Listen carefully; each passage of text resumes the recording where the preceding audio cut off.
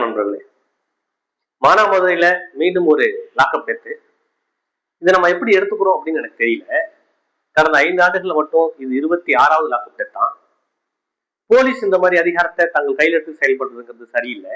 சமூகமே இதை நம்ம தீவிரமா கண்டிக்க வேண்டிய ஒரு விஷயம். ஏதாவது தீவிரமா ஒரு குற்றம் நடக்கும்போது போலீஸ் என்கவுண்டர் பண்ணா அதை நம்ம கொண்டாடுறோம். இது நிச்சயமா அதை நம்ம முதல்ல தவிர்க்கணும். அந்த மாதிரி விஷயங்கள் நம்ம கொண்டாடும் போது இந்த மாதிரியான விஷயங்களை போலீஸ் தங்களுடைய அதிகாரத்தை தாங்களே கையில் எடுத்துக்கிறாங்க. இது ஒரு தவறான முன்னுதாரணம் இல்லை. அவர்கள் தப்பு செஞ்சிருந்தாங்கன்னா அவங்களை கண்டிப்பா நீங்க அரெஸ்ட் பண்ணலாம், விசாரணை நடத்தலாம், கோர்ட்டு சப்மிட் பண்ணலாம். கோர்ட் என்ன தண்டனை கொடுக்குதோ அதை எடுத்துக்கணும். அதுதான் ஒரு சரியான ஜனநாயக அமைப்பு முறை. அந்த மாதிரி ஒரு சிவிலைஸ்டு சொசைட்டில தான் நம்ம வாழ்ந்துட்டு இருக்கோம். போலீஸ் அவங்க இஷ்டத்துக்கு நினைச்சுக்கிட்டு இந்த மாதிரி செஞ்சாங்கன்னா அது எந்த வகையில சரி? இன்னைக்கு ஒரு குற்றவாளின்னு நினைச்சுக்கிட்டு நீங்க ஒரு செய்யற ஒரு கொடுக்குற தண்டனை நாளைக்கு ஒரு நிரபராதியை கொடுக்குறீங்க.